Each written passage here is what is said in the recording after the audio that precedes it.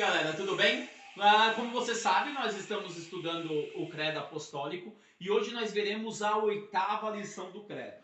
Lembrando, a sua revista é essa e nós estamos na 8ª lição. Você viu que a minha, não preenchi nada, tá tudo sem preencher ainda, mas eu vou dar hoje para o auxiliar da classe. Lembra? Uma vez por semana o auxiliar da classe, além de fazer a lição dele, também tem que preencher a minha lição.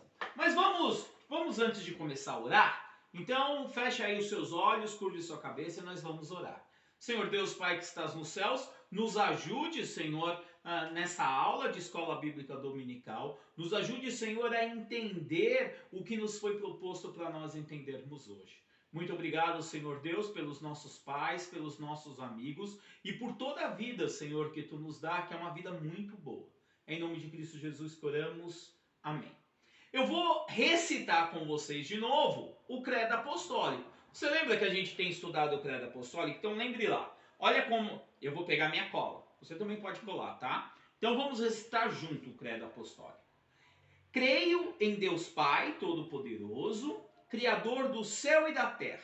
Creio em Jesus Cristo, seu único Filho, nosso Senhor, o qual foi concebido por obra do Espírito Santo. Nasceu da Virgem Maria, padeceu sob o poder de Pôncio Pilatos, foi crucificado, morto e sepultado, desceu ao Hades, ressurgiu dos mortos ao terceiro dia, subiu ao céu, está sentado à mão direita de Deus Pai Todo-Poderoso, donde há de vir para julgar os vivos e os mortos. Creio no Espírito Santo, na Santa Igreja Universal, na comunhão dos santos, na remissão dos pecados, na ressurreição do corpo, na vida eterna. Amém. Então, olha só, lembra lá, nas últimas aulas o que nós fizemos? Nós dividimos o credo em 3 partes. A primeira parte falando de Deus Pai, a segunda parte falando de Deus Filho, de Cristo Jesus, a terceira parte falando do Espírito Santo e como o Espírito Santo age na igreja. Hoje, a nossa lição, que é a 8ª lição da nossa revista, não esqueça, você tem que estar com a sua revista aí. Outra dica, quando você for fazer a sua revista, for preencher a revista, pede ajuda para o seu pai. Sabe por quê? Muitas vezes os nossos pais, nós achamos que eles sabem tudo, né? Então, não é bem assim. Ele pode ter esquecido alguma parte do credo. E é muito bacana que eles saibam que nós estamos aprendendo o credo e conseguimos já entendê-lo em uma proposta bem maior. Então lembre lá, nós começamos estudando Deus. Lembra quando nós estudamos Deus, como quem é Deus, quais são os atributos de Deus, e agora nós estamos estudando seu Filho, Cristo Jesus, Deus Filho. E esta lição, propriamente, nós falaremos do ressurgiu dos mortos ao terceiro dia.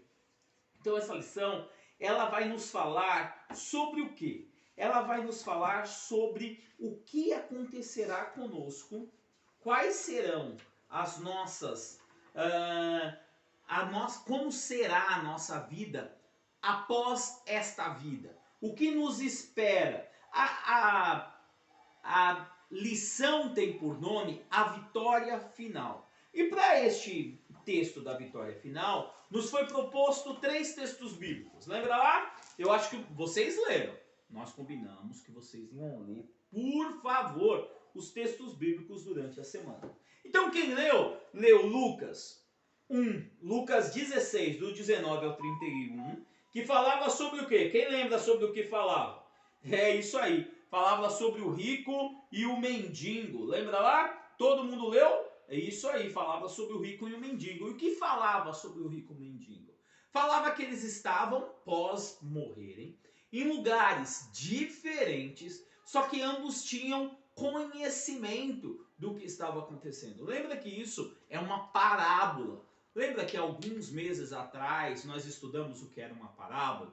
Uma parábola era uma maneira que Cristo falava para que os homens entendessem. O outro texto que vocês também leram foi o de Tessalonicenses. Primeira carta de Paulo a Tessalonicenses, no capítulo 4, no versículo 16 e 17. Este texto é bem curtinho, então eu vou ler para vocês. Então abre aí sua Bíblia comigo. Tessalonicenses 4, capítulo 4, versículos de 16 e 17. Versículos 16 e 17, só são 2 versículos, rapidinho. Olha o que diz. Portanto, o Senhor mesmo, dada a sua palavra de ordem, ouvida a voz do arcanjo, o ressoar da trombeta de Deus, descerá dos céus e os mortos em Cristo ressuscitarão primeiro. Depois nós, os vivos, o que ficamos, seremos arrebatados juntamente com ele entre as nuvens, para o encontro do Senhor nos ares, e assim estaremos para sempre com o Senhor. E o último texto que vocês leram é a parte da Bíblia que eu particularmente mais gosto. É assim, sempre quando a gente, lembra que quando nós conversamos sobre a Bíblia, eu falei para vocês que existe 4 versículos na Bíblia sem pecado. Como isso? 4 capítulos, perdão, sem pecado. Como isso? Os 2 primeiros capítulos da Bíblia, de Gênesis, que está falando da criação de todas as coisas, da criação do homem. Depois você tem todo o miolo da Bíblia. Lembra que eu falei o miolo da Bíblia, de Gênesis 3 até Apocalipse 20, até o versículo 15. Durante tudo isso, o que acontece? Acontece a nossa vida ordinária, o que acontece quando nós estamos vivendo. Então, é a trama da redenção. Lembra quando nós trabalhamos? Criação, queda e redenção. Então, é toda a trama que acontece nessa tensão que é a criação, queda e redenção, até chegar aqui no capítulo 21, que é o que vocês leram a partir do 5 a partir do 4 e o 22, no qual está falando agora de como nós seremos nos céus. E olhem só, eu quero ler parte, eu não vou ler todo, porque é bem longo, né? Nós íamos ler do 21:4 até o 22:5. É um texto relativamente longo. Mas eu quero chamar a atenção a algumas partes deste texto.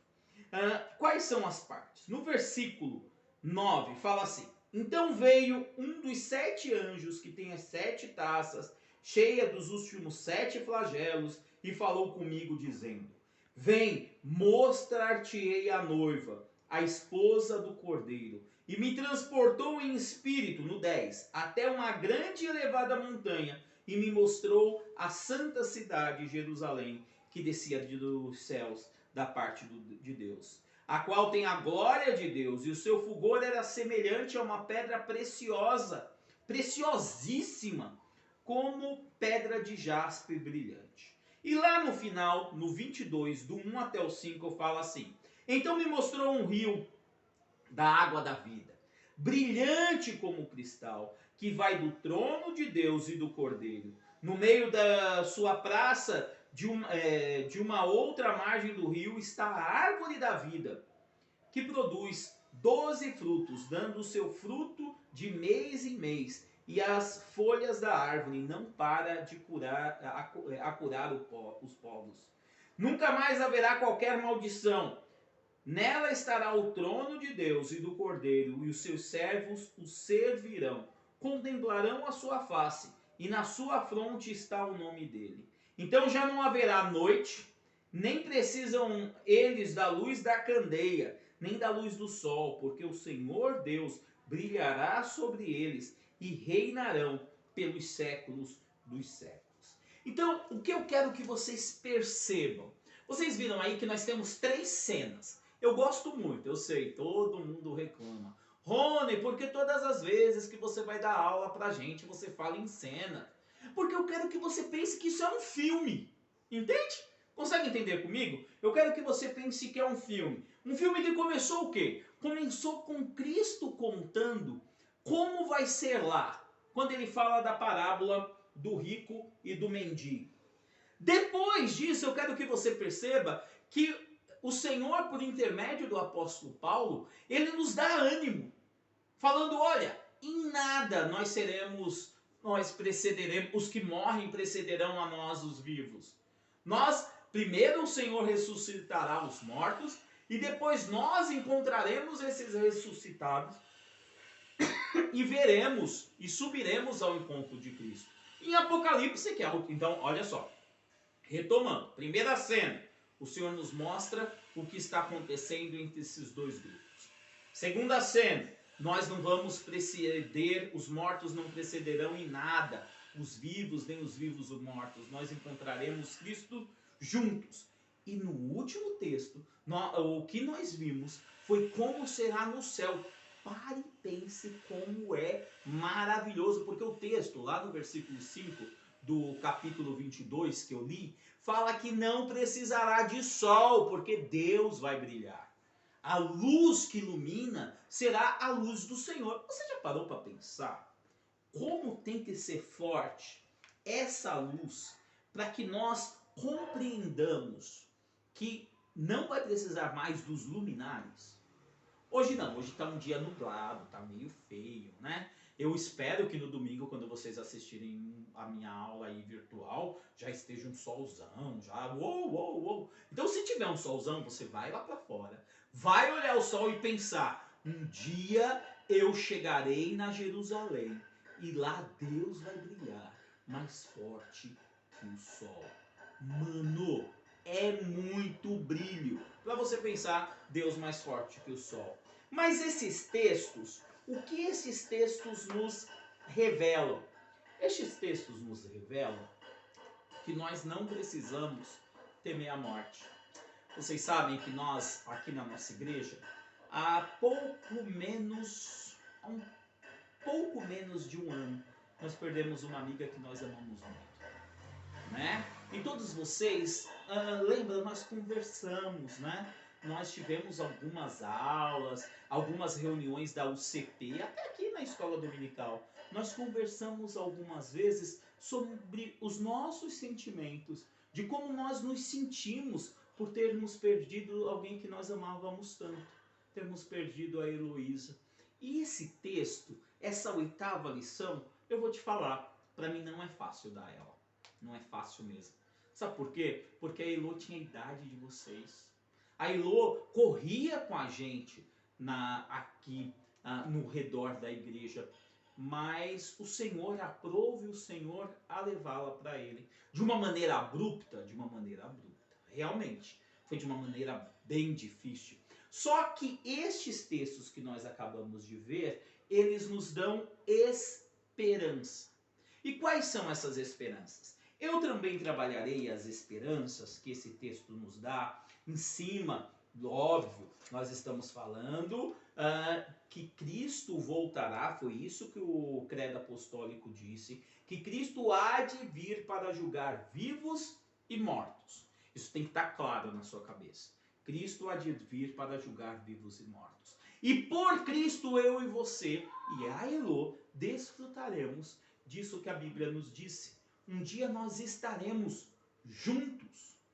Eu, você, todos os eleitos do Senhor, inclusive ela, que também era alguém separada para o Senhor, uma filha da aliança. Lembra quando nós falamos de aliança? Porque nós estamos aliançados com Cristo?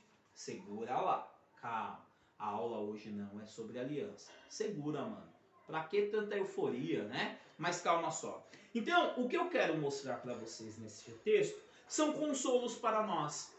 É a certeza que eu e você temos que um dia o Senhor haverá de nos levar e nós nos encontraremos.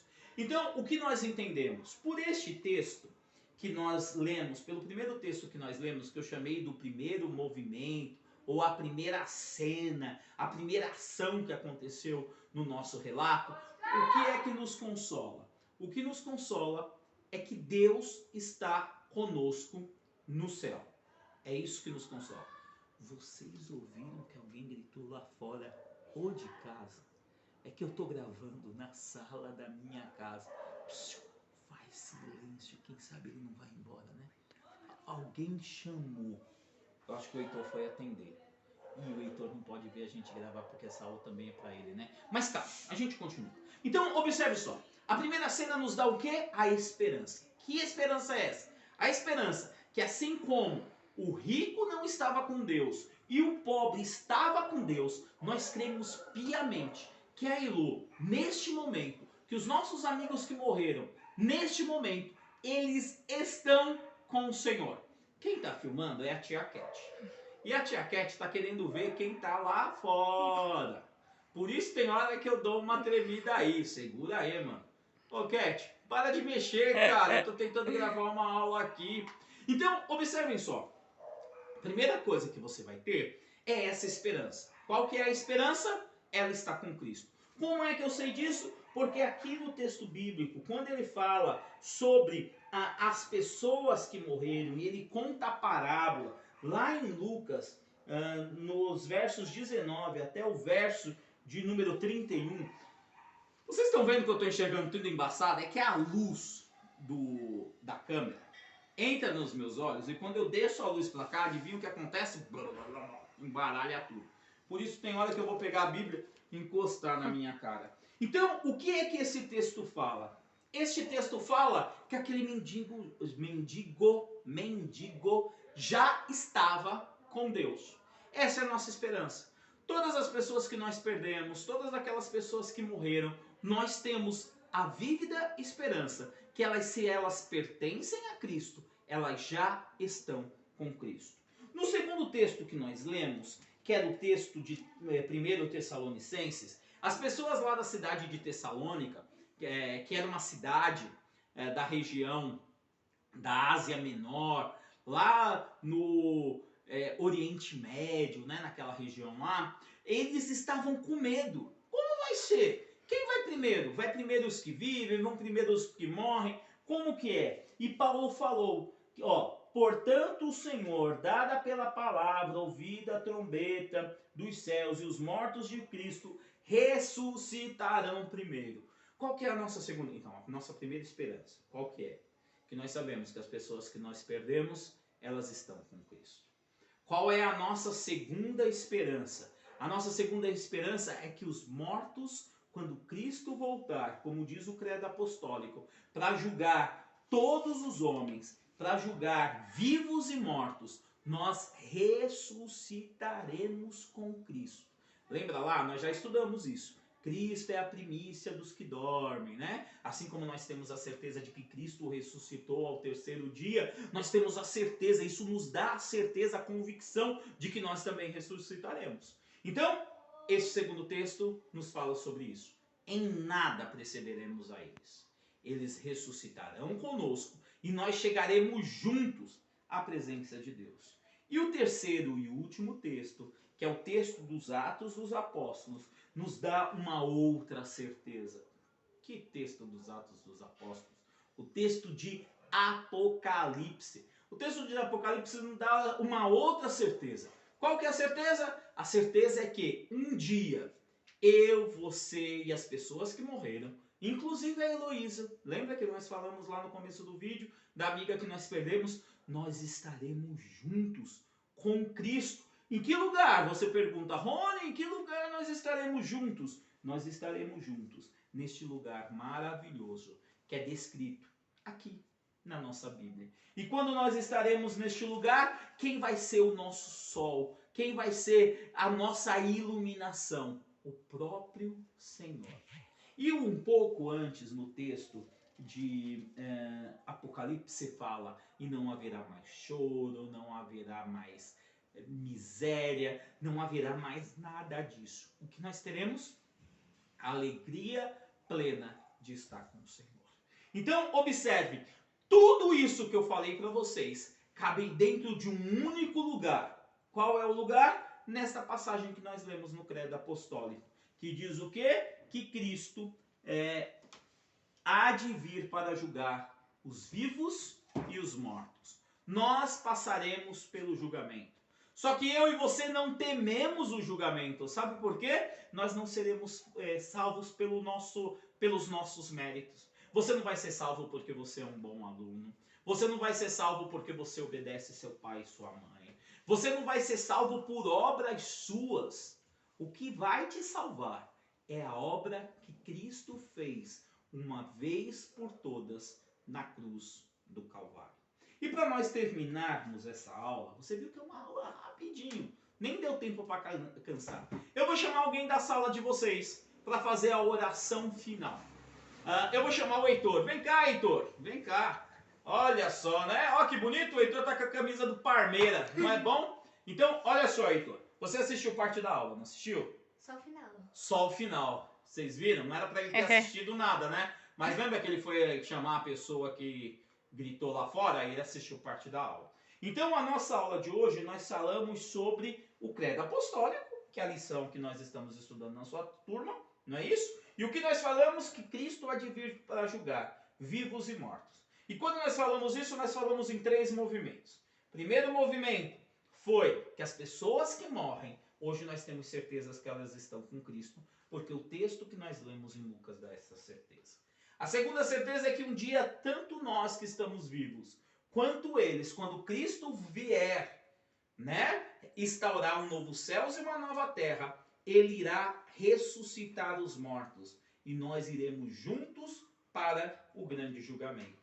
E nós habitaremos numa cidade que é a Jerusalém. E pasmem, nesta Jerusalém o sol não vai precisar brilhar. Ele vai existir, calma, mas isso fica para uma outra aula. Mas Deus vai ser a iluminação, o próprio Senhor, o trono de Cristo será a iluminação. E nós cremos que o quê? Não somos julgados por obras nenhumas que fazemos. Somos julgados pelo quê? Você lembra? Pelos méritos de Cristo que ele conseguiu na cruz do Calvário. Agora, o que você vai fazer para a gente acabar a aula? Você vai orar. Agradecer a Deus por tudo isso que ele fez na nossa vida por intermédio de Cristo Jesus. Tá bom? Então, ore aí. Senhor Deus, nosso Pai, obrigado, Senhor, por esse dia, Senhor. Obrigado, Senhor, por essa aula, Senhor, que tivemos, Senhor. Essa aula foi muito gratificante, Senhor. Aprendemos muito mais da sua palavra, Senhor.